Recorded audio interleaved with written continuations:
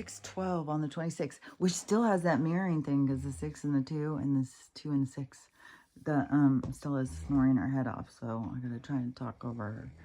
And the there was something else I was just thinking too. Well, I was thinking of a lot of things. But I can't even believe how uncomfortable I am. Like, it is so freaking weird. I cannot figure out what the hell. I keep trying to take magnesium and think that it will help, but so far nothing is helping. So, and but I best not talk about it, otherwise I'm spreading misinformation on medical. It's so funny. Talk about yourself and what you're going through. But I had heard years ago a bunch of people who were talking about what they were going through after this and with C online, and they were being removed for talking about it. So, yeah, you can't talk about anything you're going through. It's against the rules of censorship. So, anyways, and another thing I saw too, and it hurts to breathe. In the space, feels like something's in my eye. And the place where it is about the same size as my hand. And so it is like, what? It's so crazy too. Which all I was trying to do was pound something. So I'm trying to pound something. And then it is, whatever it did, like tore the muscle off my ribs or something. Because I know it didn't break my rib. But but I'm like, how in the hell could you get that hurt over doing something like that? And then it's like, oh, I guess that's part of aging. It's so absurd. So, anyways, but I know it's more than that because everything in my body hurts. My hand, everything hurts so bad. So it's some kind of inflammation problem I'm having at this point. But again, I don't want to talk about it. But I had seen, because, some people kept on saying, well, it's so nice during the shutdown because there's nothing going on in the sky. But then there's other people who are showing, and I see it here. I saw it in Spokane. So they're going to town still, making designs in the sky. And so over here, and in Idaho too. So it continued to go. Well, I saw a guy talk about a sported, and he said even though they put a ban on it, there was a loophole. Because it's how high they go in the sky or some bullshit. So it is still going. And then I saw more videos of people showing what's going on in theirs, and everybody's sick of it. The more awareness we have to what they're doing, the more sick of it. It's just such bullshit. And then you get these weird sicknesses. And then if you've got any kind of autoimmune, but don't forget, that was all created as well, then you have more problems. And so, again, better not talk about health because I don't want to misinform anybody. And, me talking about my own health and what's going on is obviously an issue. And then part of it, because they said at this period of time, what I was talking about, which I had started talking about even my dog's health. It's like, you can't talk about that. You can't talk about this. It's like, oh, okay, thank you, Mom. Tell me what I can talk about. It feels like there's a principal in charge of us all the time. And there's just this, I don't know. I'm so irritated about censorship. And there's a lot of this shit. I'm so irritated about a lot of this shit. Sick of a lot of it. So, anyway, so hard to take a deep breath. And I'm still tired all the time. But anyways, there was something I was gonna, this morning I was looking on TikTok, and it seemed like that there was an air in the sky going with an expansive way of talking. Like people were I saw 3 or 4 different people talking about 3 or 4 different things, but they were all talking about things that I have been saying for a long time. So it's like it's spreading and more people are talking about it and seeing, I don't know, it feels like to me what I've been talking about. And so, it always is a thing too, is like, because I've been talking about it for so long, oh, whatever, I get my 30, 40 views, and then you go on and you see someone else talk about it, and it's years later after you've been talking about it, and they'll get like 10,000. It's like, I don't know, there's something irritating about it. It's like, but whatever, it is what it is. And yet yesterday I got more to the point of finishing. I feel like I've finished with my unpacking and repacking and organizing and all of that stuff. So I feel, I don't know, like a completion. Like I completed what I was doing. And see, even just to sit and bend my hand, oh my God, it hurts so bad. But oh my God, the flies. I can't even imagine fly season. Like that is going to be hellacious. Fly season. My brother said you open the door and like 10,000 flies flying at the same time. You go get in your car, it fills up with flies. And when I did come the first time, there was way more flies.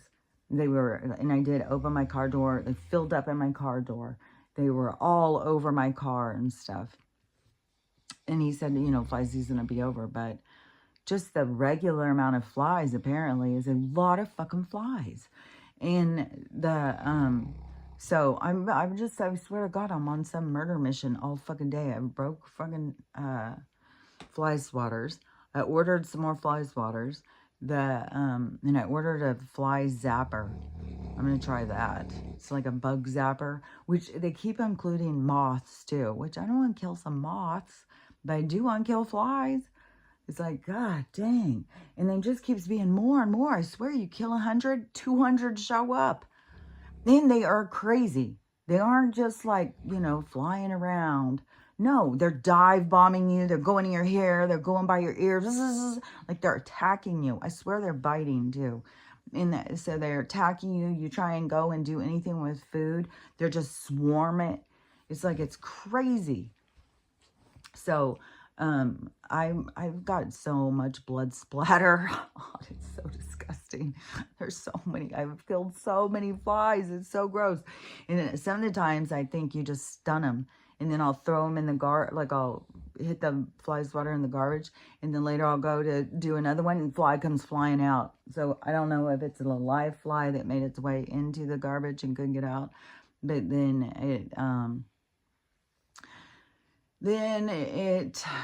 but I keep on thinking, are some of these stunned?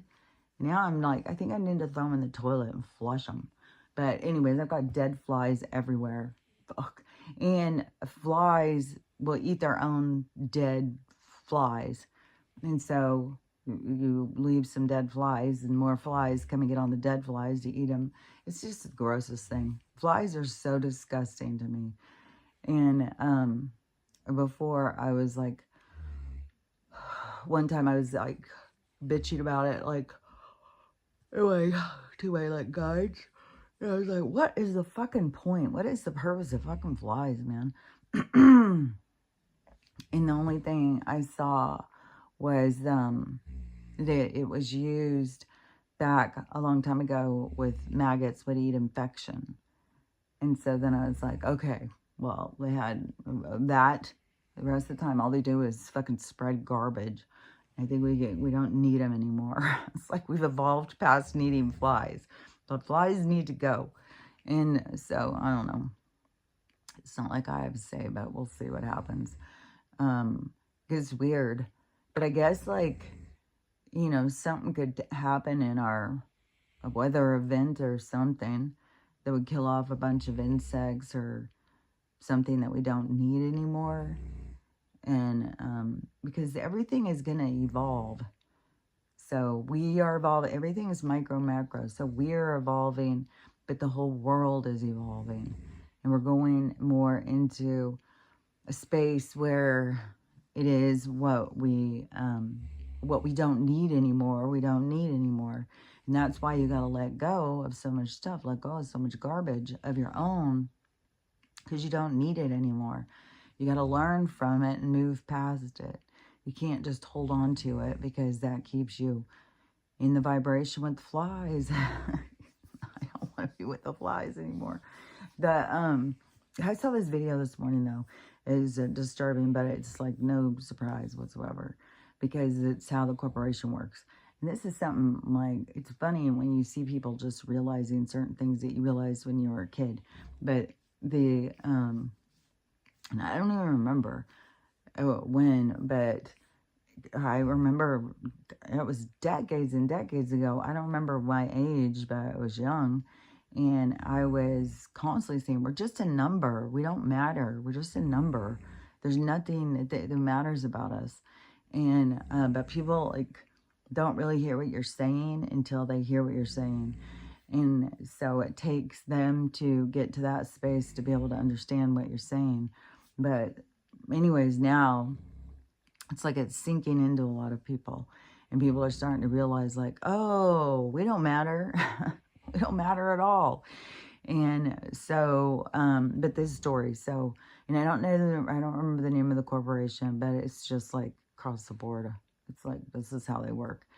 So this corporation hired or sent these divers down to do something. It seems it was oil, I don't know if it was oil rigs or whatever, but it was like a pipeline or something. And I'm not sure what it was they were supposed to be doing, but it was in 2022. And so they had 5 divers and they sent them down to do something with this pipe. And it was some corporation. I think it started with a C, but I can't remember the name of it. I can share the video so they will see it. But anyway, so these 5 divers go down. And there's this giant ass pipe, and the pipe had some kind of a suction, and so it started sucking, and they went like in this tornado, and it sucked them down in this pipe, and it sucked them way out in this pipe. And so they're down there in this pipe, and it's mixed with oil and water. And so they're in this space and they don't know where to go or how to get out or anything like that. They're surrounded by oil and they're kind of stuck. And so one of the divers, he's like, well, I'm going to go and see if I can find a way out of here. So I'm going to just swim through the oil.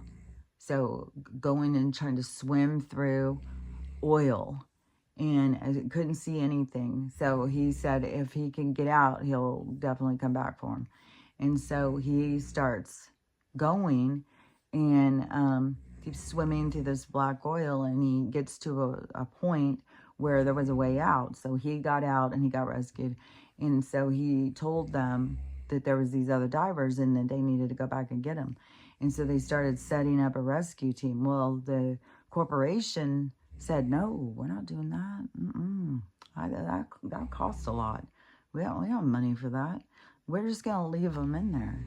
And so they left them and they didn't go back for them.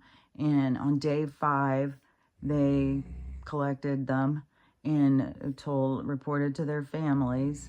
And the autopsy showed that they were alive through day 4. And we're just down there waiting for somebody to rescue them, and nobody ever came. And the corporation was focused on the cost. And, well, now they're going to pay out the ass, because now the information's released. And so these families are going to have huge lawsuits. But that's the thing. That's how the other side, and for a long time, the other side was protected through the corrupt judicial. But the corrupt judicial is being dismantled, is being taken down. And so there isn't the same protection to the corporations as there has been in the past. And so where they could get away with certain things before, now it's not. And these lawsuits, like I've said for years, these lawsuits are going to be huge. They're going to bankrupt places. So more and more places are going to be bankrupted. And then it's kind of like the dominoes going backwards and hitting back up. So it's like they went down, but now they're going to hit and go back up. And that is going to, because like this corporation's owned by this and this, and then this and this and this is owned by this and this, and then it goes up and up and up until it gets to the two that own everything, and the investors, they're involved. And there's more coming out right now about who the investors are that are involved when it gets up to the top, like the rock of this block. And so it gets, so that's what I mean. Like the dominoes will keep going up. So the bankruptcy will go down, but it's going to go back up.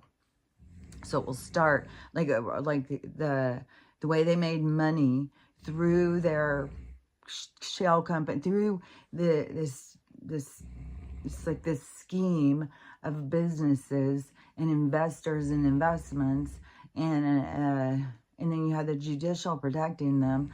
Then so now that it gets to here and there's nothing to protect them, and they start going down, well, it's going to ripple back up. So it's going to affect the ones at the top where they thought that they could get away with it, is now even, which is so funny too on this Newsom shit, because there were so many people who were like, oh, he makes such a good guy. We need him to be in the White House. He's the best. Oh, we love him. It's like, what is there to like about this guy? Because you think he's attractive and he has a big fake smile, that you give him worth? That is the most shallow shit possible. And so that, but now all this stuff coming out on him. And so he is, and I don't remember where it's coming out from, but it's all started with this horrible accident. And the driver, apparently the cars were sitting in traffic. Nobody was moving. And this guy just smashed into him and killed a bunch of people. And of course he's alive, but he killed a whole bunch of people. And so what the thing is coming out that I've seen so far is like he didn't speak English or anything. But in California, they've been handing out, what are they called, CDLs or something, the certain the driver's licenses that you need for driving big trucks. So they handed out like 164,000 of them or some crazy bullshit. And it is kind of creepy when you know, like, that they have got drivers out there that they just been giving them licenses, that they haven't been running them through schooling and testing, and they don't even know how to read the signs. They don't understand a lot of this stuff. And they have them out there driving these fucking giant ass tanks through the fucking cities. And you know, when all these drives that I've been doing on the road, even before when I would do the road trips and stuff, you know what I mean, you're going past tons of trucks, and then I swear to God, some of them fuck with you. And so, but knowing that some of them, they don't even know. And then there was the whole thing that came out like a year or two ago, that they think that there's 500 truckers that are, you know, killers with the serial. They because it's so easy to get away with crimes because it's, you know, on the move. And so that there's a whole bunch of them. And then now we got all these ones that don't even know how to read the signs. They haven't been through any training. They just go down and they get handed a fucking license through certain places under certain people because of the, everything is about these, you know, these kickbacks. So that, so who knows, because it's all going to keep being exposed. But whatever, that, you know, Gavin, he's got himself in it now. Now more is coming out. And it's going to keep doing that. It's going to keep, like, you know, pulling the blankets back or pulling the curtains back and showing more and more and more about these different people and who's invested in what. And there's more investments too with something with Meta, fucking Zuckerberg, and so other thing, but they do so much stuff to like more like harm the economy to make us more dependent. And then you have these sellouts like Zuck, but he could be a fucking robot for all we know. I mean, literally, he could be some kind of plant. Like, it's crazy too, yeah, because they could even make up that whole fucking story, his whole backstory, which was already, you know, shrouded with no integrity. But, you know, he could have also just been a guy with a lack of integrity in the university because, like I've said a long time ago, that they, that's what they're looking for. That's where they want those guys. And they've got all sorts of filter systems through our society to find these people who have an ego drive of greed and success over any kind of compassion or empathy or human dignity. And that's what feeds the corporation, because that's how we become a number, because they don't give a shit. They don't give a shit. There's people down there scared and starving and dying, and they're running out. And then what killed us divers was the lack of oxygen. So they ran out of oxygen on their tanks or whatever. But the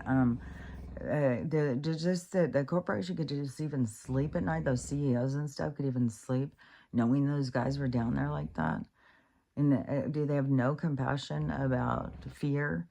And but that's the human concept that keeps us driven. But that's the part that they want to keep us divided from, because when we come together, then we are forced to reckon with. But that's why they want to keep us in a lack of compassion and empathy for one another. So they have to keep us focused on division and what we see as different from one another, and they build on that. But that's where you, the human, needs to, which don't forget, you're not just a human. It's just the part you're here to play. It's just the experience you're here to experience, and the expansion for the concept of the human. It's like a kind of a, you know, like the Chevrolet. We're going to expand the Chevrolet models. So it's the same thing. It's just an avatar. It's just a body of experience. And all of the players here are not only just riding the wave of experience, but some are here to expand the concept of what it is to be human. And so when we come together in unity, and that is the expansion of the human process, the human experience. And the thing about that is that we the people, and that stuff about, you know, where we all go, that stuff is the concepts of what we really are. But there's so many people who have fed into this world of biases, and they really think that what keeps them divided is more important, but they don't see also that that it comes from within. It's your own biases.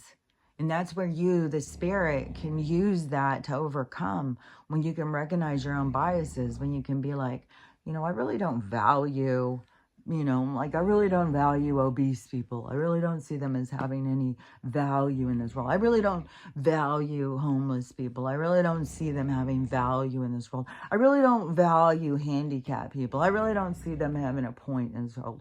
I really don't value women. They are just irritating and emotional. I really don't value men. They're just mean and bitter. You know, we all come up with these things of where it is, but when we can recognize that in ourselves, that is the benefit. So when you can catch yourself of finding yourself being like, where you draw the line on who you value, and question yourself, like, why would I think because of this or that, you know? And there's all sorts of things. Like, people don't value people who have jacked up teeth. People don't value people that have BO. People don't value people that are too short. People don't value people that are too tall. There's just like, there's a wide variety, you know, of things that you don't value. And I would say through what I would think is it has something to do with like a past life, some kind of interaction, because all of our good stuff also comes, it's like in our code. And so you have some kind of an experience where somebody bothered you, somebody did something. I mean, interaction. Maybe yours is about race. Maybe it's gender. Maybe it's size. It could be a variety of things, but it has something to do with some other deeper part of you. And then this place is feeds into those things. So it keeps you disconnected from your soul, but it feeds into the things that your soul struggles with. And so it wants to keep you in the struggle, but also keep you blind to what the struggle is. And that's what the spiritual awakening is to start recognizing that everything about you and everything that your experience has a deeper meaning, and it has more context, and it's more complex than what you recognize when you are in the surface. And that's why they want to keep you in the surface. And not only do they want to keep you in the surface, they want to keep you distracted. So they want to keep you, but they want to feed into your disruptors. They want to feed in to your biases and stuff. So they want to cover all the different things and make sure that you stay angry and disconnected, and it's the distance from your soul. But you need to listen to the yearning of your soul. You need to connect to that part of you that yearns to be heard, that yearns to be seen, that yearns to understand itself. And but you know, I see it kind of like, you know, a fish in the water, and they just keep splashing on the top of the thing. So it keeps you very distracted and feeling unsafe because they keep hitting into the water. And so it is overcoming your fears and stuff. But the way you overcome those is to know that you're so much more than what you believe you are. That this is all an illusion. And so they can't really hurt you. They can make you feel like that they can hurt you, but they can't really hurt you. And anything that they do to you, you can flip it. You can flip it to the other side and learn from it. So even if they, you know, cause a lot of issues in your life, you can learn from the issues. And so it's like we can outsmart them because we are more evolved than them. But that's why they want to keep you in simpler terms of self, because like I've said before, they don't evolve. They don't evolve because evolving is gaining frequency, and they stay in low vibration because it's like the low vibration is their realm, and their realm is all about control. And in ours, it's about freedom. So in high vibration, it's about freedom. In low vibration, it's about control. And so the more that we expand, the more we evolve, in the more we become like superior to what their beings are. But that's why they want to keep us simplistic and under control and doubting ourselves and insecure and focused on labels and stuff. It's really kind of absurd too when you see like how much they want to keep you focused on labels, especially when the labels don't really give you the depth of who and what you are. It is kind of like in the micro macro, it is kind of like how they label food. Oh, all natural or whatever. And then you go into the ingredients and it's all really bad for you. So it's like the same thing. They want to keep us in labels that sound like, oh, good. And so many people get caught up in it. Like Gen X is so caught up in being Gen X. It's like, fuck, let's all get a t-shirt. Hey, I'm Gen X. Hey, I'm Gen X. Like it is, and it's funny too, because they're always, you know, talking shit on the boomers, like, oh, well, our parents were boomers and stuff like that. Well, the thing is about, because my parents were considered boomers because they really were the product of um, the baby boom after World War II. But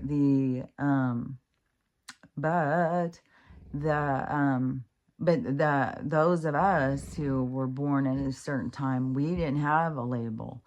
We were just, I mean, there was the boomers, and then they labeled them, they called them the boomers because it was a baby boom. So they just said that there was a baby boom after World War II, and they would just call all these kids that came from that era the boomers. And so then as time went on, it was just like, and there wasn't really a thing about it. Like, you didn't really think, oh yeah, well, my parents are boomer. Yeah, you know, those boomers. You didn't really, it wasn't anything like that. It was just like, you know, oh, my parents were after World War II. And you didn't, oh, well, they're boomers, you know. It's like, no, it was nothing like that. It was like very insignificant. And then when we had other things to focus on, like, you wouldn't believe the drama that they made about Gaddafi. There was so much drama. They made him into such a bad guy. Same with Manson, man. They made him into such a bad guy. And and then when you hear about what a fucking saint he was like the best fucking leader fucking out there. And how great Libya had it when they were fucking marketing it so different. But that's why they had to take him down, because he was doing good. Can't have that. So we had we had gas shortages, we had all sorts of shit going on. We had all sorts of, music was a really big thing when I was growing up too. And so there was a lot going on with music and the war, anti-war, expansion in education, women leaving the home and going and working. Like, there was a lot of stuff that was going on. So yeah, we weren't just focused on like, oh, well, my parents are boomer. And so anyways, but they didn't have any label. We were just, you know, nothing. And we had all of these same things. Like, when we it was during the period of time when kids are to be seen, not heard. And if you were sitting on the couch and an adult walked in the room, you better get your ass on the floor and open that seat. And you best not talk. And you best look good. You best be dressed and clean and all that stuff. Because everything was about image. Everything was about how people looked at you. And everybody went to church. Everybody was like this certain very cookie cutter lifestyle. And to me, it was very Ozzy and Harriet that they were trying to push. And to me, and I know there was a lot of us that we felt like we can't live up to that. You know, that we could recognize that we weren't perfect, that we could recognize we had impure thoughts, and that we did things and stuff like that. So there was an energy that was separating from that storyline that they were trying to push on society. But that storyline went further and further and further. It started, you know, like we're going off the cliff at this point. But but at the time, that's where it seemed to stem from, was that they were pushing so hard on morals that it made you feel like you had something wrong with you. You know, like there was no acceptance of just you as an individual. And so, and it was very strict. Like, that's that period of time when, you know, like parents, they had a gay kid. Well, that was, get the hell out of here. You either go to God and ask for forgiveness, or something's wrong with you, and get the hell out of here. And there was a lot of abuse that went on, and abuse was hidden. And it was a big thing when women started, or girls started talking about being sexually abused and stuff. So it was odd, you know, because I was out there talking about it, and I was young, and there was things people didn't talk about. So, you know, people would look at you like, what the hell? Shut the fuck up. And, but anyways, I was different. I've always been different. But so so we were going through all of these different kind of, this, I don't know, this natural kind of development stage of breaking free from, but you, it was a lot. It was like you left it feeling kind of insecure, like you weren't acceptable. And you know, it was a long drive to learn how to accept yourself. But that is kind of the energy. You either fit in to this high moral standard or you were a reject. And so, and it was also, when we were kids, we'd get up in the morning and we'd go out, and the neighborhoods were just full of kids. It was like gangs of kids just running around playing on their bikes. I don't know. There wasn't so many roller skating at that time. I was, I think, more the 50s or something. But we would be on our bikes or walking around. You were always going everywhere, walking. And in payphones, there was no phones, no computers, anything like that. And you weren't expected to just like call home all the time and check in. And there wasn't a thing so much about that there was anybody out there that was going to hurt you. But it happened all the time back then that some guy would pull up and call the kids over. Hey, can you come here and tell me, and you know, how to get to blah blah blah. And a couple of kids would walk over to the car, and the guy would be sitting there exposing himself, playing with himself. So that happened a lot. There was a thing that started being, I think they were called something. You know, it has the image of these men wearing raincoats and opening up and exposing. So there's this whole thing about these people exposing themselves at this different time. But we were still outside playing all the time, and we ran free, and it was, you knew to be home at dinner time, and you knew to be home when the street lights went on. And there really was a thing at the end of the night that there would be the 10 o'clock news coming on or something. It would be like, it's 10 o'clock. Do you know where your children are? And, and I don't know. I mean, you as the kid, you knew you better have your ass home before that or you'd be in trouble. You know, to sit in your room all day, the next day, like, you wouldn't be able to go out. So, I mean, it was just a thing. We all just went home. It wasn't like our parents were out there looking for us. It's like there was the responsibility. It was also on us, but there was like a reminder for some parents, I guess, hey, it's getting late. Do you know where your kids are? And so, and then the TVs would go off. It would just go into this after the news and stuff. And then there was like Johnny Carson show and stuff, but there was way less channels. It was way different. And even cartoons were way different. Kid programming was way different. And we didn't just sit and watch TV all the time or anything.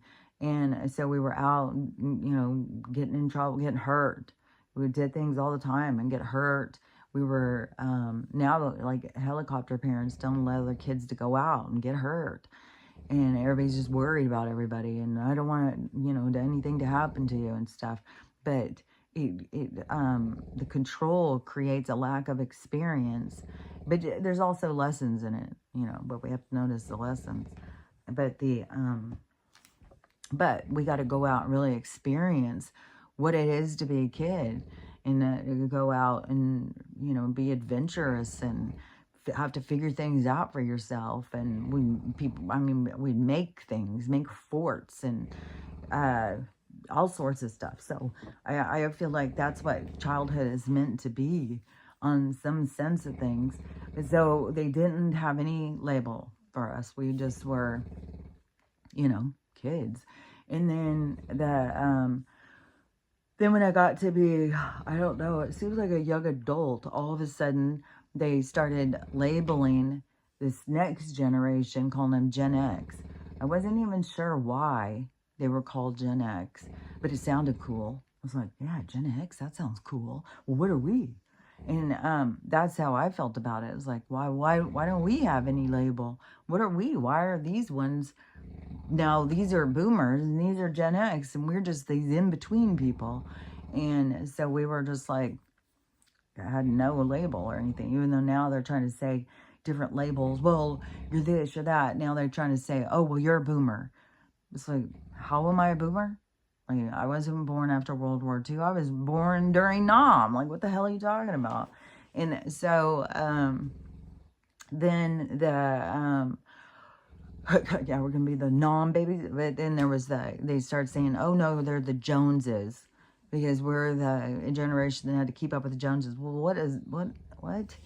And so, but when they started the Gen X thing, to me, it was like when it was a new introduction of lifestyle.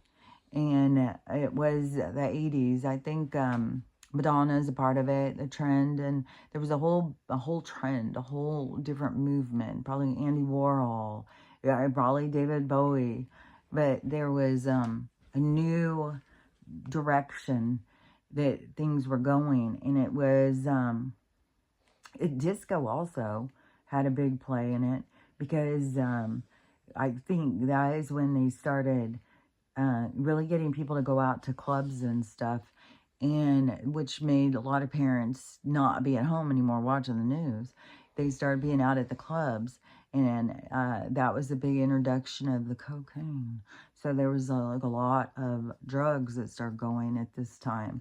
And so a lot of people, and also to me, because I think of your hair being an antenna to pick up on the world outside of you. But at that time, they did have all perms became such a thing. And so it was like frying our antennas and stuff. And then getting guys, because guys had long, shaggy hair, getting guys to cut all their hair short and then do this. There was a whole way of doing their hair, which I think was, it changed people's attitudes and stuff. It changed the way people acted. And so, which I know our hair has more to do with our connection into this world and stuff. And it is like your feelers, your antenna or something. And so I think that guys became more different. They became more structured or something. And they weren't so laid back and connected. Like there was a change. And then, but then once they had introduced all that stuff, then they started introducing the sickness. And, I didn't know at the time, the little fraud was involved. But as things progressed, then you started hearing, his involvement. And he was the one who initiated that whole thing. That guy is a prolific killer of serials. And so he is a little monster. He is the mad scientist of, I've said before, I think he is like, if Mengele went and changed into a different body, I think he changed into the fraudster. So he was a maniac. And, I didn't even know who the fuck he was until as of late. Well, it was 2020 is when I started hearing who the hell that guy was. But see how they had to bring people out who were causing so much harm to society, and they had to bring them out onto the stage to show us and how much damage that guy had done. And then yeah, they had to bring him out as to be somebody to talk about what was going on at the time. I mean, and I think that he was such a, I think probably, I mean, it could have been the first guy that they brought onto the stage was him, but I think that he was taken down quick. I think he was gone a long time ago. And I think his crimes were so impactful to society that, yeah, he didn't get to continue to go living. I think that's all a show that he, all of the stuff. Even his throw on the baseball field, I think that was probably just somebody making it look, somebody playing the character and showing what a fucking, to leave his legacy of being such a garbage. So, anyways, that's when they started really showing the experiments, because they had like a set idea kind of how they were going to do things. And I don't know what happened, you know, why they started doing more and taking things in such a different direction. But on the 2030, though, it says it's like the creating the gap in the generation, because they need it to get to the one where they have total control. So they have to create a gap. And so they start getting people to, you know, put your old folks in an old folks home. Don't keep them there and take care of them. So, and your kids, they need to be out on their own by the time they're 18. So they started dismantling, get the wives out of the house. They need to be at work. Otherwise, they're losers. And so they had to dismantle the family dynamic in the sense of a village and you having, you know, a support system. They had to dismantle that.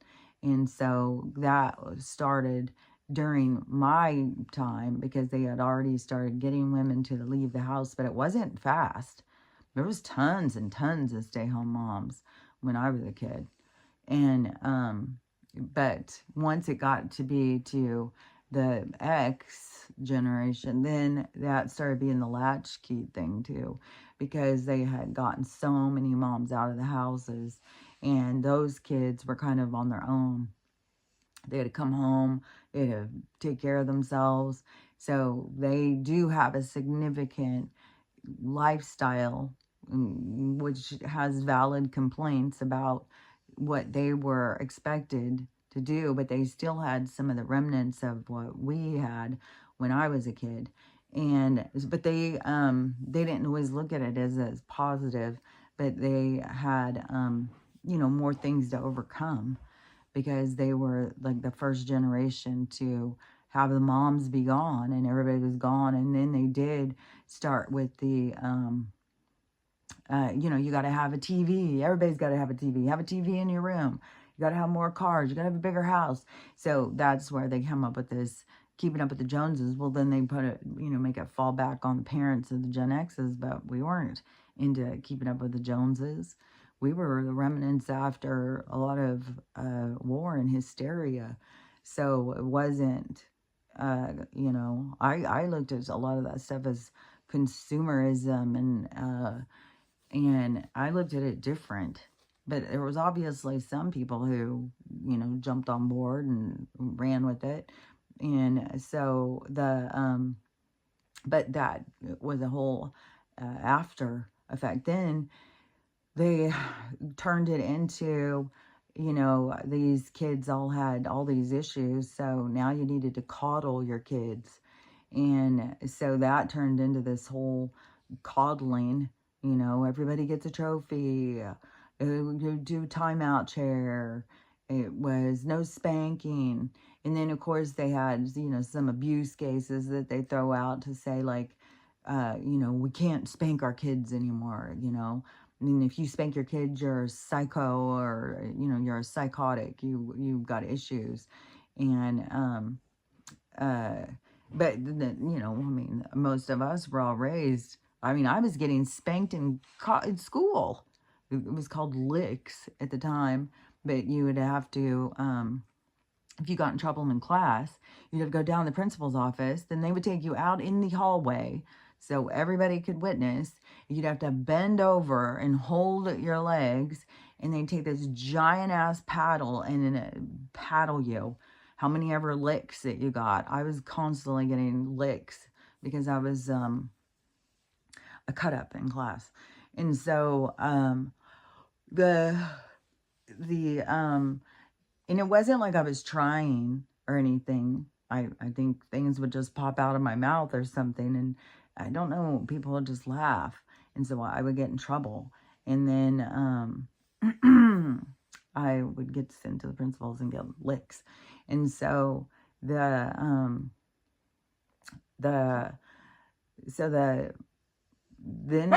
they had the generation of the kids that were coddled, but they didn't need to be coddled. So see, we're always fixing things that don't need to be fixed. It needs to be fixed in the Gen X ones, not in the millennial ones. We're always putting it on the next generation. of what this generation needs, then we put it on the next one. And that's why, as a parent, you really need to work on what you need. Otherwise, you will be trying to fill your needs through your kids, and they don't have the same needs. They don't have the same broken parts. They've got other issues going on in their world, but you're trying to fix all the things that happened to you. And so it's important to, as the adults, before they go in and just start having kids, thinking like, well, I'm going to make my own family. I'm going to find love. I'm going to have my kids, they'll love me. But then people don't realize, like, oh, it's challenging. It's like having this damn puppy right now. God damn. Oh my God. I forgot what it's like to have a puppy. That fucking energy nonstop. The jumping on you. The being under your feet all the time.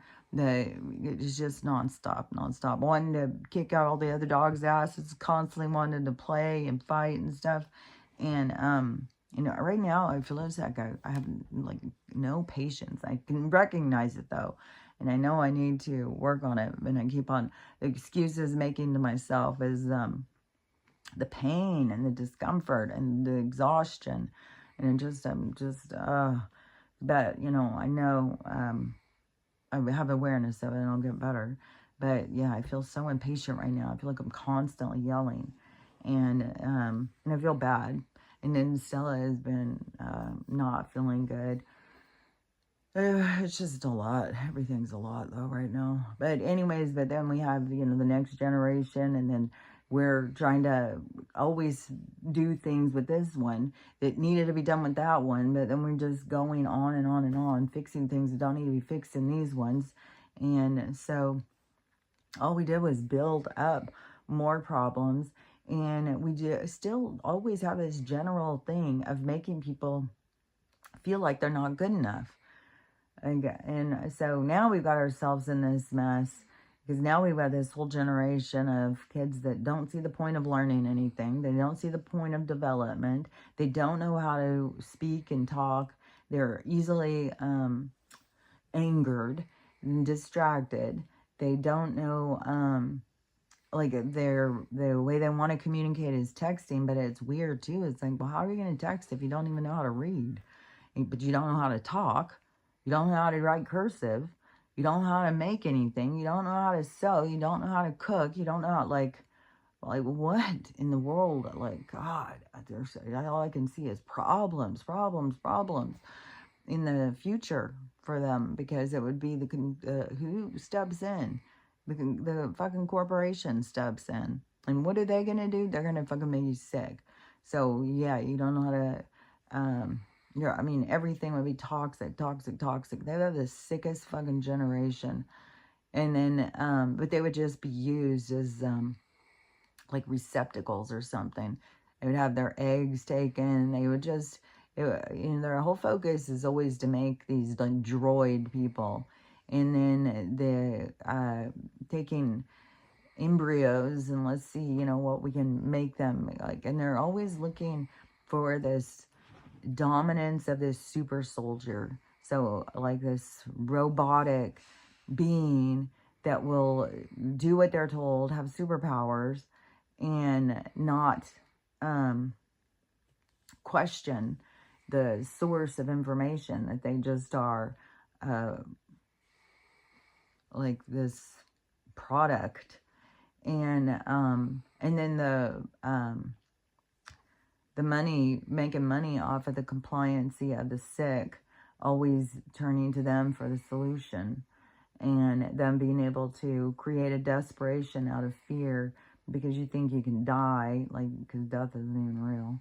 And then so you do anything you can to not die. So you will spend whatever amount of money in order to get the solution. And so they, that's all they want. It's just this lab. But it's all breaking apart, because of how far. And then us waking up. But it also is the energy of the awakening. It's not just the individual. It's like the energy is changing on the planet, and you are riding the wave of change. and that is evolving. And so that is why this is written. There's no getting around it. We are at a time of change.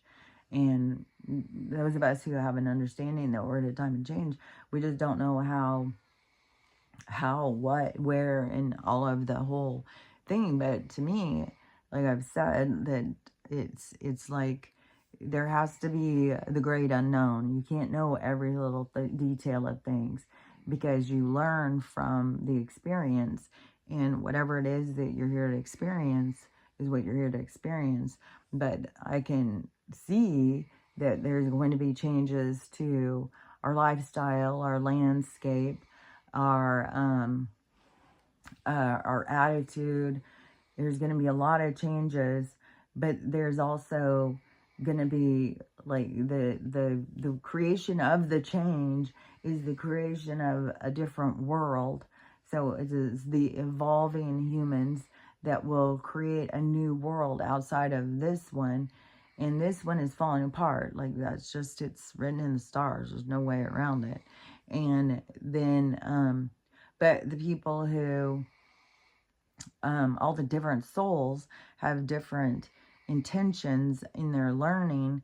And so they aren't all here just to go to this new world. Some are here to continue to learn from the obstacles that we have to overcome in the darker realms. And so there will be an expansive part of realities. It's not going to just be one reality, and you have to get to this certain vibration to get to that one reality. You're going to go to the reality that is your vibration. And so, but I think it's beneficial to have an understanding of vibration and reality, and to work on yourself. I think for people who don't, I think that would be a part of their life review, that they will go in and see what the obstacles were that were holding them back from doing, doing the work or making the changes and stuff. But you don't really know what changes you're here to make until your life review, until you get to where it is that you're going, because otherwise you don't really know. You have a sense, like I have a sense of what it is like I'm supposed to be working on, and what is to come, and where we're going. And I can see that there is trouble ahead.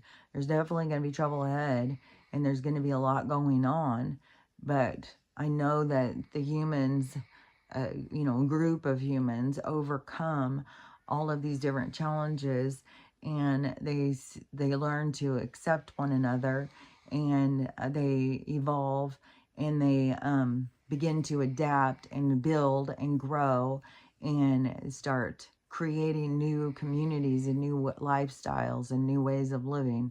And that the government at the same time is receding and falling apart, and that is going to open doors for people to expand and go through. And these things with money, like one thing I had seen on this thing about the EBTs and stuff like that, and a lot of talk on the SNAP and stuff, and then them saying there's not going to be any. But I guess there's some billionaire who stepped up and paid the military salaries. And so I think that is maybe a little bit to show us not all the billionaires are monsters. Some have compassion and caring about the people, but just because you have a bunch of money, you may not know, like, because a lot of them, they probably did give to foundations and stuff, thinking that they were going to be helping and doing things, but it was all a money laundering scheme, so it would go back to these certain groups. But but anyway, so he put money into paying those salaries. But I don't know anybody's going to step up about this EBT or SNAP thing, because it's like it has to. Some things have to happen. And so this, but the thing that I saw that was being exposed is that most of the recipients go to Walmart to spend it. And Walmart is some of the most richest men out there. And they are scammers. And so, and they aren't What are they doing to give back to society? What are they doing to give back to communities? Like, if they were really saying, you know, like, they're not going to feed the people, why wouldn't they say, hey, we're going to step up. We've got plenty of money, and we're going to give everybody a bag of groceries every week as long as this goes on. And we're going to make sure that our communities are fed. Why wouldn't they do that? Because they prioritize their money and their wealth over humans, and in starvation, you know, even for kids or something. But, and then them saying, you know, they're going to close the doors because all these people are saying, well, they're just going to go in and take food, which I've said, you know, because poverty creates criminals. And so, but they create the poverty, and Walmart plays a big part of it because they keep most of the employees that they have are on the system because they don't pay them enough. And so they perpetuate, and they don't build up into community. They don't stand up. They don't help. They're way more of a bring a community down while they fill their pocketbooks. So, so I would say is whatever's going on about some of this stuff is to expose these different places so that we can see through the see it in a more depth. So we look at it in a deeper way. And then somebody was saying Aldi, which I don't know, that must be an East Coast or Southern grocery store. I've never seen Aldi, but that they are giving a discounted Thanksgiving thing. And so I don't know, you know, if they're good guys, if they're corporate, or, you know, if it's like employee owned, because we have, like, over here, we have Winco, which is employee owned, but I don't know to what depth. I don't know if it's like, oh, well, 10% of it is employee owned and the rest is corporate. But we also have Rosars, which is supposed to be employee owned. So I don't know if Aldi is one of those kind of places, and that if they have meetings or whatever, then they say, hey, like, let's give a good deal to the people because everybody should be able to eat on Thanksgiving. But also, it's like, to me, it also is exposing just the nonsense behind the freaking holidays, and to keep us locked in to these holidays when we got to just be like, why are we celebrating these holidays? What are these what are these for? They just become our tradition that they installed into our society, and it's costing us. It's like, why can't we just, I don't know. There's a whole weird things about food. I mean, they make a feeding schedule. They tell you what to eat. It's like, you know, you need to be listening to your body. Your body will tell you when it's hungry, and it will most generally tell you what it wants to eat.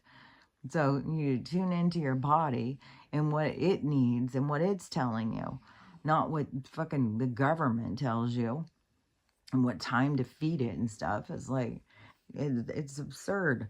And then to have this day that has got so much emotional chaos wrapped around it, and then to make it a day that you stuff yourself like a fucking pig, and most people can't even walk, and that starts the whole weight gain of winter.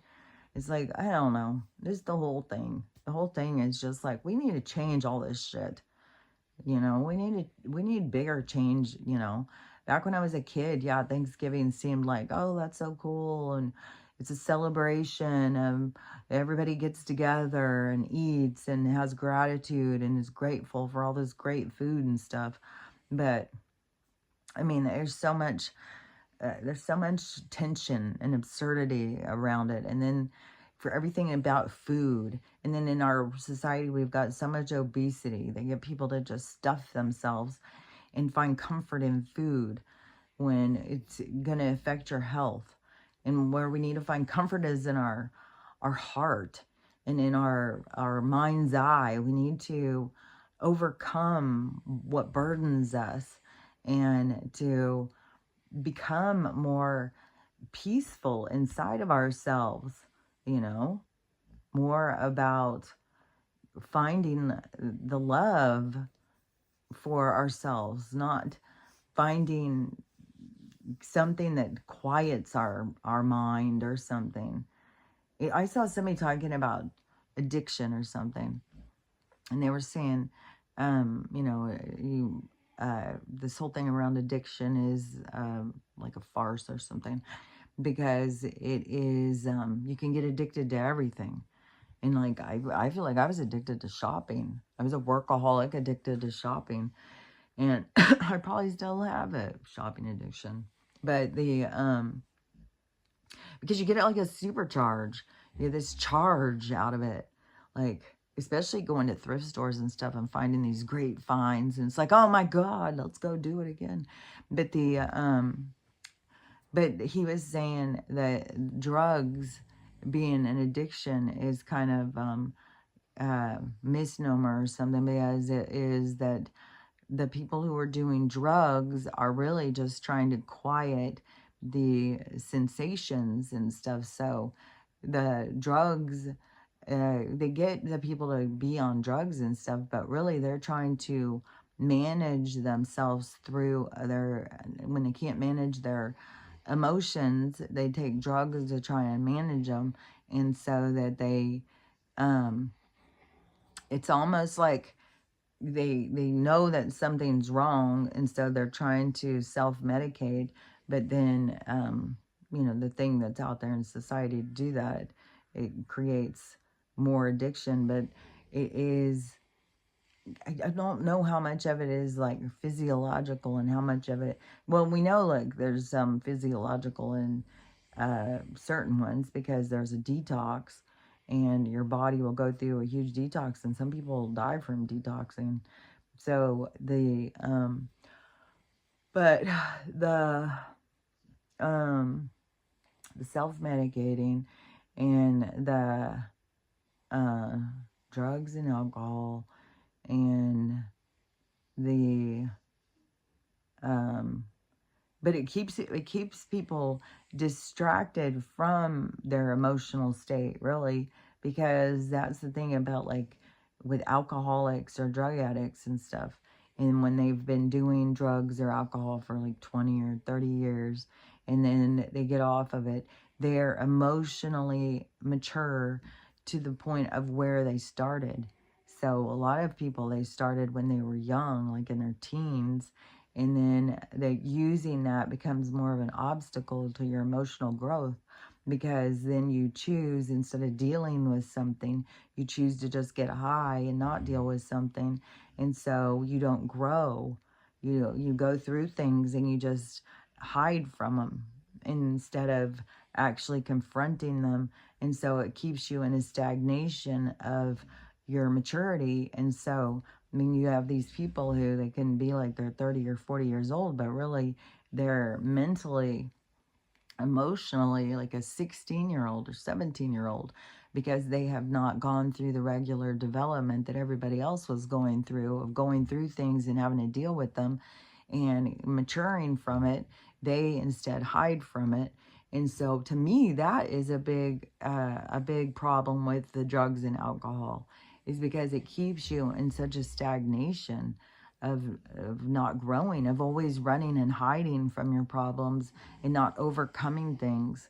And then they also create more problems for themselves, because my dad was an alcoholic, and it was like, go do things when you're drunk, and then you create more problems for yourself. So the obstacles get bigger and bigger, and it becomes, their life becomes unmanageable, where they can't even confront themselves and confront anything, because all they do is go around harming people. Because alcohol and drugs make, you know, the people not care. Like, that's the thing. Makes them not care about things. And so they do more harm. So anyways, but all of the different things, no matter what your obstacles are, you can confront them all, but you got to make the changes. You got to become uncomfortable and do things different. So you got to try new things. So, you know, if you are really, you know, regularly when you've got a problem and you're just like, well, I got to go get a drink. Let's go get a drink. I can't deal with this. Then I would say don't do that. I would say stop yourself and recognize, like, oh, my instinct is to just go get drunk. But what if I don't do that? What if I just sit in reflection and contemplation about the issue? What if I just face it and go at it forward and confront it and overcome whatever the obstacle is? Then you will, and it will be difficult, you know, if you have constantly gone and, you know, tried to drink your problems away or whatever, then having to confront some of the problems are going to seem over, like huge, way huger than you try and complain to somebody, like you're talking to somebody like at work or a family member or something, and you're bitching about whatever it is you're trying to overcome. They may look at it like, oh my God, that is no big deal, get over it. So you may not get a support system because other people have had to go through so many more things and overcome them without drinking, without any kind of a crutch like that. So they are used to having to overcome things. So you may not get the support that you're looking for, but that is always, you got to look for it in yourself. I keep getting this cough too. I swear this sickness, I know it's got to be environmental. I don't know what the fuck it is. Oh my God, I cannot believe how everything hurts. Fuck, I can't wait to get whatever, like when it causes this wave. So if you have, you know, which, oh God, that's hard to do. When you have like a society where you purposely made them sick, that you purposely have had an introduction, that you did things that you knew were going to start this effect inside their system.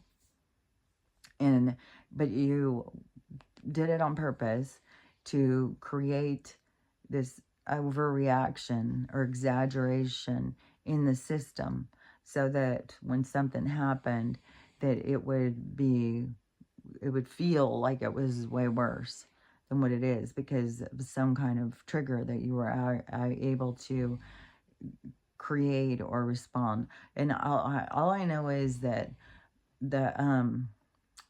if you've had that Epstein-Barr, that and I had that, I don't know, it was back when I was first becoming a nurse, that and you know, I've been able to overcome Absy and stuff. Like I've been able to heal myself from a lot of shit. But these exaggerations, which I feel like it comes from some certain chemical, which now, if you've seen the videos of them, I think especially in Florida, there's been some places that they've been caught just like going through on these, well, this in particular was those airboat things, and they had something and they were all over in the water. And so this kept happening, and people were like, what the hell are they doing? Well, somebody decided to follow them. And so they followed him and went out, and then they saw what the stuff was. And it was an extra special Roundup. Just the regular one. That's not good enough. We're going to make a more killer one. So, yeah, that's not good. But what were the problems with the climate? Okay. What are the reasons why everything, like, they've got mutant fish and stuff like that? What are the reasons why, you know, you can't go fishing anymore and eat fish? Like, yeah, it says. But all these harsh chemicals, then when they start these reactions because of these auto system, then it makes, so one little thing, which that's why I'm like, man, I don't know, is it something in the food at the restaurant? Like, it seems like it started, because I had Chinese food one night, but it seems like it was already going before that. And it seems like when it very first started, I was thinking that it was, I was being sore from all the moving and packing and stuff. But I think it was already, because I was already having this get really inflamed and stuff. So I think it had already started, whatever it was, the inflammation process had already begun. But now it's like, oh my God, it's so fucking fuckery. And, but whatever it is, it will have a window of time. You just have to write it out. And I know, they want us to be where, miserable like this and then think, well, I got to go to the doctor. I got to figure out what's going on. I got to find out. It's like, no, your body will get itself back into alignment. You gotta listen to your body. Like if it's saying rest, if it's saying, which is hard to rest when you're in the fucking middle of moving. But I do have everything settled now, so I do feel better about that. And yesterday I did take a nap, which was great. But as soon as I fucking go and lay down, like they could be all sitting here snoring. I go lay down, suddenly they're up. So, I mean, Stella's queen of that. I don't know what it is that she gets triggered. If I go sit down, it's like, wait a minute, I think I need something. But I did make banana bread this morning because the flies are dormant in the morning when it's cold.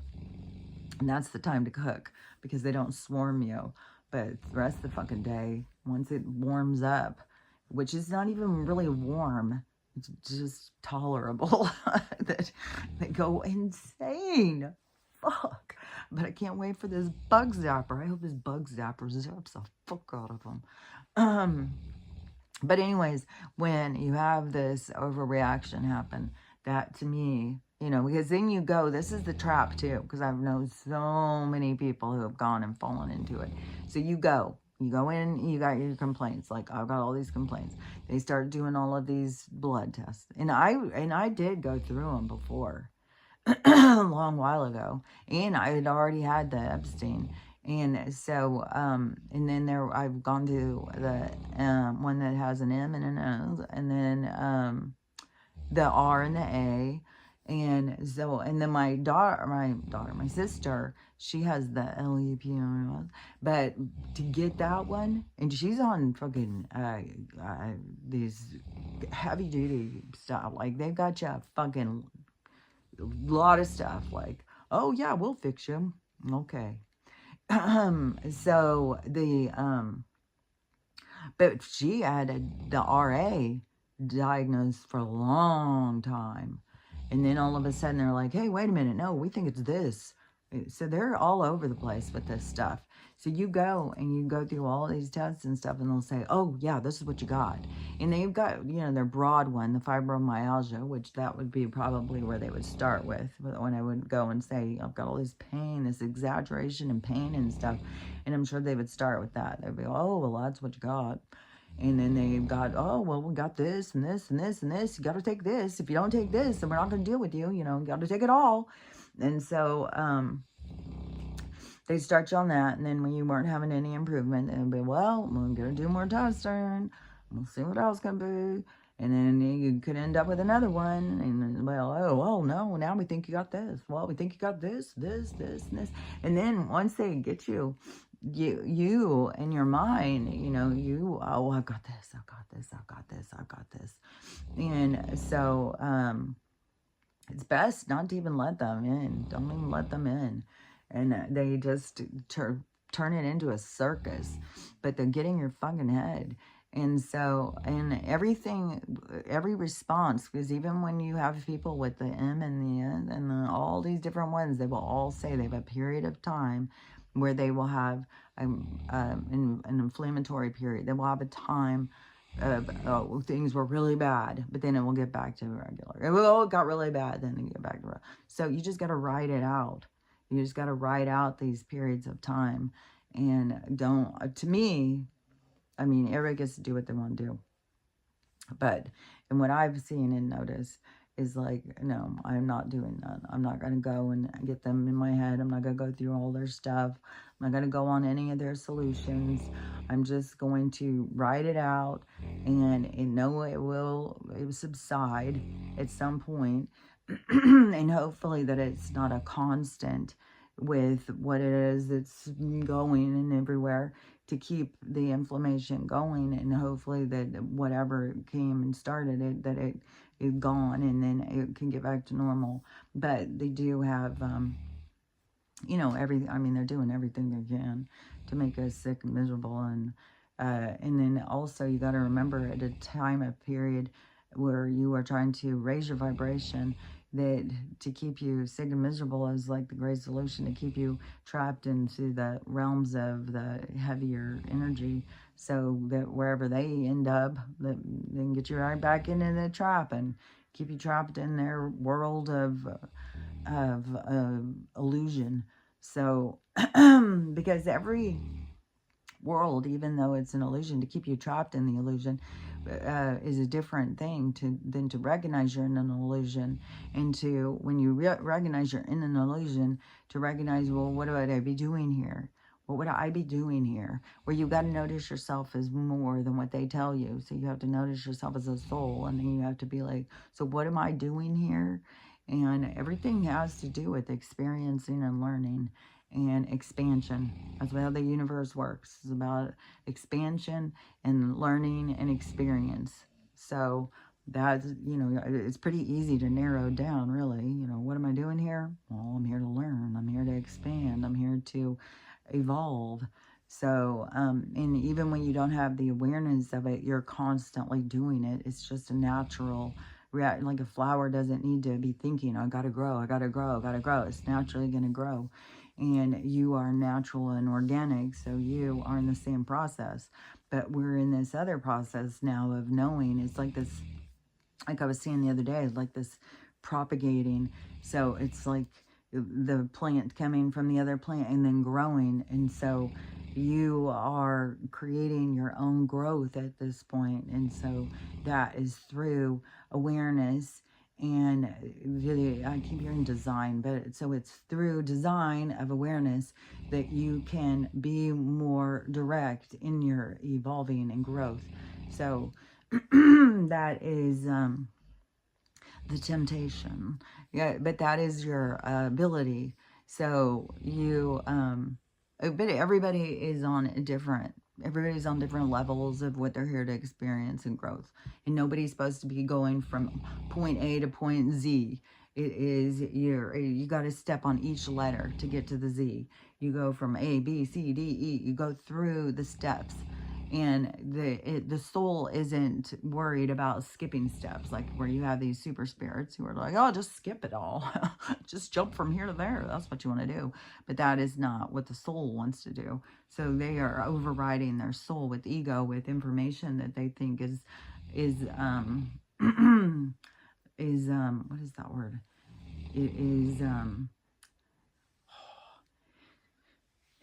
relevant. So is information that they think is relevant, but it's like a miscommunication. There's so much miscommunication because your soul literally wants to learn and grow. And so it doesn't want to skip from here to there. It wants to go through the steps to see how it gets there.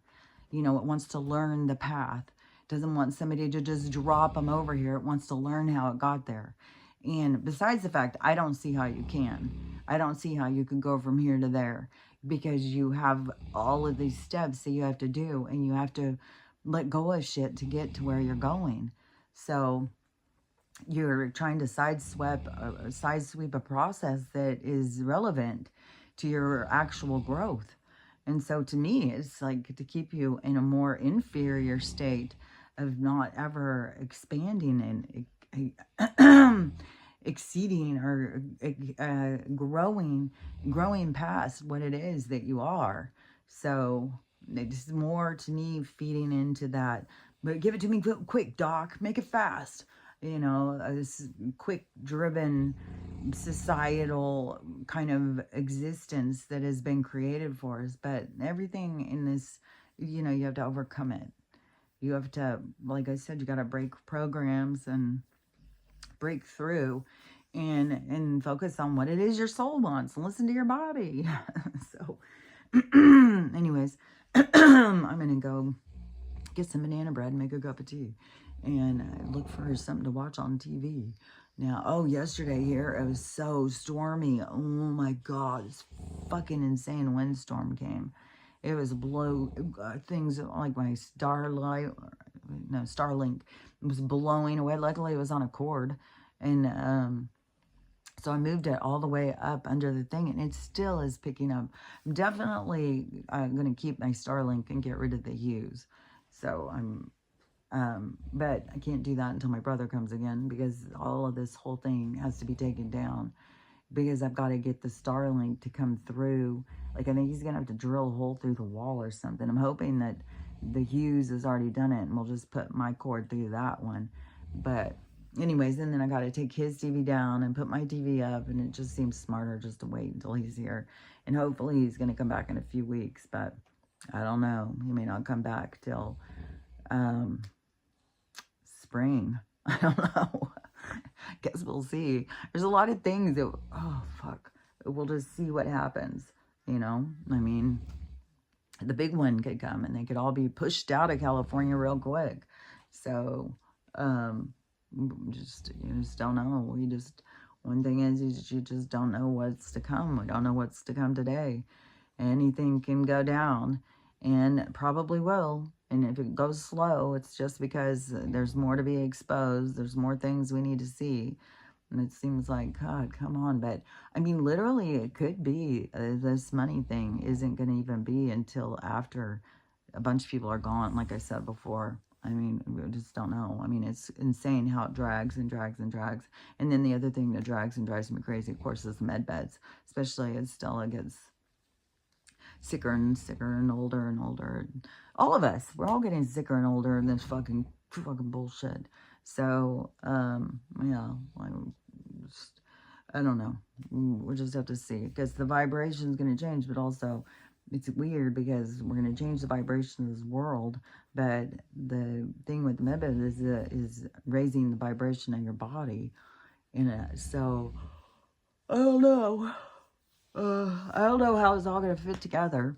It all comes together somehow magically, because the universe knows what the hell it's doing. It's not just playing. It's not just guessing.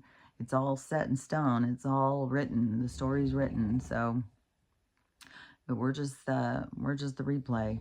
So we just got to experience what we can and grow from what we can and keep moving, and don't get caught up and work out of your biases and your judgment. And, you know, the best thing is working on you, you know, and being real with yourself and noticing the things that you need to work on. A lot of people are in denial of what it is they need to work on.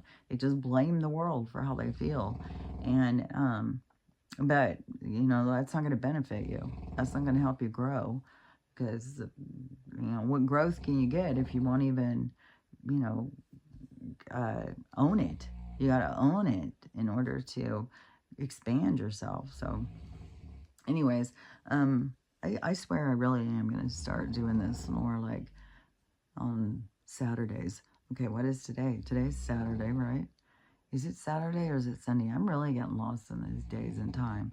I remember it was the 26th, but anyways, I think I'm going to just start doing it once a week, and let's just see if there's much to it, because it's every day. It's like, it's like watching a caterpillar try and cross the floor.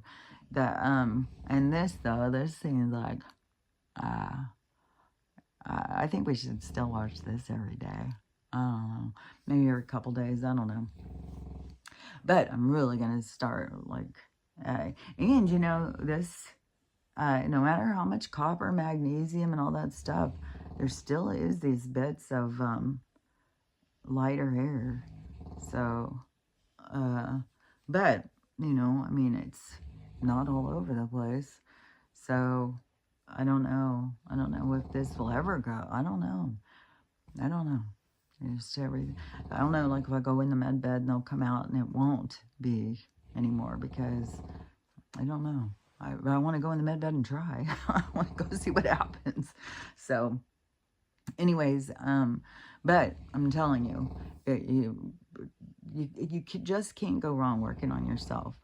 You know, this is a important time for not just the human being, but the being that you are, the orb that you are, and your time, for an example, and the role that you get to play in the expansion of the human experience. So, in the human experience is through evolving and through growth And so your growth adds to the human experience.